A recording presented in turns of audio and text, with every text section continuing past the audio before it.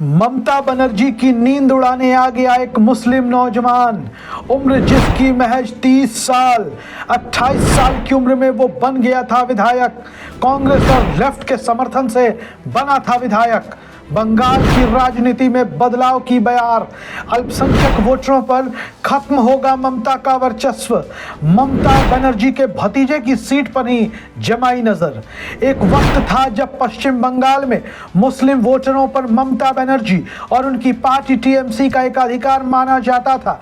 विधानसभा चुनाव 2011 में जब पश्चिम बंगाल में वाम दलों के एक छत्र शासन का पतन हुआ, उसके बाद से मुस्लिम मतदाता एकजुट होकर तृणमूल कांग्रेस को वोट देते आ रहे थे। लेकिन यह ट्रेंड अब कमजोर पड़ता हुआ दिखाई दे रहा है।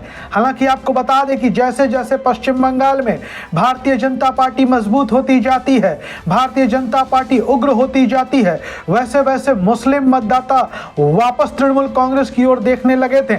लेकिन यह ट्रेंड अब कमजोर पड़ता हुआ दिखाई दे रहा है। हालिया विधानसभा के उपचुनाव हो या पंचायत के चुनाव, पश्चिम बंगाल के कई इलाकों में मुस्लिम मतदाता कांग्रेस और लेफ्ट के गठबंधन के साथ भी नजर आने लगा है।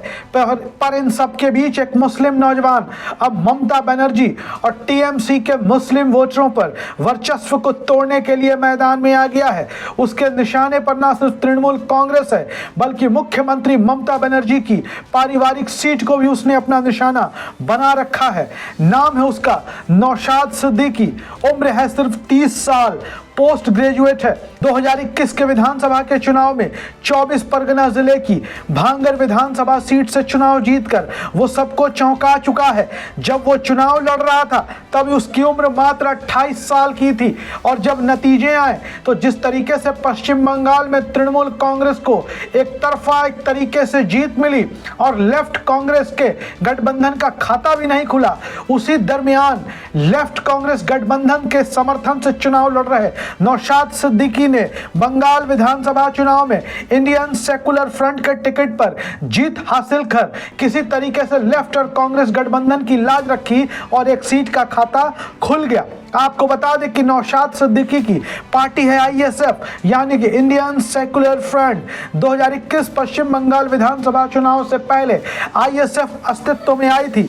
और इस पार्टी को बनाया किसने? इस पार्टी को बनाया है नौशाद सिद्दीकी के बड़े भाई मौलाना पीरजादा अब्बास सिद्दीकी ने।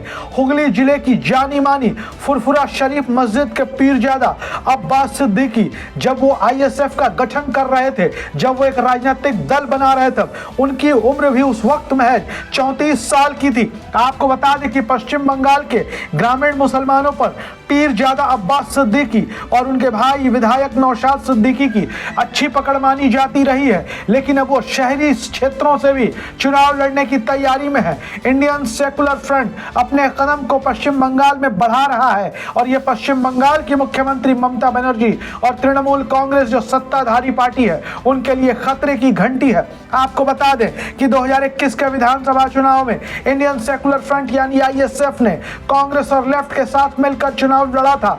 लेफ्ट और कांग्रेस को एक भी सीट नहीं मिली थी, पर नौशाद सिद्दीकी ने टीएमसी से भांगर की सीट छीन ली थी। जुलाई में हुए पंचायत के चुनाव में इंडियन सेकुलर फ्रंट ने भांगर समेत कई इलाकों में सत्ताधारी तृणमूल कांग्रेस को कड़ी टक्कर दी थी। अब नौशाद सिद्दीकी की नजर डायमंड हार्बर लोकसभा सीट पर है। जी हां, और इस सीट से पश्चिम बंगाल की मुख्यमंत्री ममता बनर्जी के भतीजे अभिषेक बनर्जी सांसद हैं। भांगर विधानसभा सीट डायमंड हार्बर लोकसभा क्षेत्र का हिस्सा नहीं है जहां से नौशाद सिद्दीकी विधायक हैं, पर यह दक्षिण 24 परगना का हिस्सा है जहां 35% मुसलमान बसते हैं। आपको बता दें कि जब 2014 के लोकसभा चुनाव हुए, 2019 में लोकसभा चुनाव हुए, तो Abhishek Banerjee diamond harbour seat से चुनाव जीते। आपको बता दें कि अभिषेक बनर्जी ममता बनर्जी के न सिर्फ भतीजे हैं, बल्कि उनके राजनीतिक विरासत के वारिस भी माने जाते हैं। सीपीएम शासन के अंत के बाद मुस्लिम वोटों पर तृणमूल कांग्रेस का जो एकाधिकार था, वो नौशाद सिद्दीकी और आईएसएफ किसी तरीके से तोड़ना चाहते हैं और ये टूटता हुआ नजर भी आ रहा है, क्योंकि नौशाद सिद्दीकी को कांग्रेस और लेफ्ट का समर्थन भी हासिल है। आपको बता दें कि हाल ही के दिनों में मुर्शिदाबाद जिले की सागर दिघी उपचुनाव हुए थे, जो मुस्लिम बहुल सीट मानी जाती थी, और सागर दिघी विधानसभा के उपचुनाव में कांग्रेस की शानदार जीत हुई थी। डायमंड हार्बर लोकसभा सीट की बात कर ले तो इस सीट पर 52% मुसलमान रहते हैं और अभिषेक बनर्जी और तृणमूल कांग्रेस की जीत में बड़ा योगदान मुस्लिम मतदाताओं का माना जाता है। लेकिन बात कर ले नौशाद सिद्दीकी की तो पश्चिम बंगाल के मुस्लिम नौजवानों में इनकी बड़ी पैठ और प्रभाव माना जा रहा है। और बता दें, आईएसएफ और टीएमसी के बीच लगातार झड़प की खबरें आती रही हैं, दोनों के कार्यकर्ताओं में टकराव होता रहता है। लेकिन जिस तरीके से आईएसएफ अब नौशाद सिद्दीकी को आगे कर डायमंड हार्बर सीट पर ममता बनर्जी के भतीजे अभिषेक बनर्जी के वर्चस्व को चुनौती देने की जद्दोजहद में लगी हुई है, अगर यह सफल होता है तो आने वाले दिनों में पश्चिम बंगाल की राजनीति में नया ट्रेंड देखने को मिल सकता है और पश्चिम बंगाल में मुस्लिम वोटरों पर ममता बनर्जी का एक अधिकार समाप्त होता हुआ नजर आ सकता है।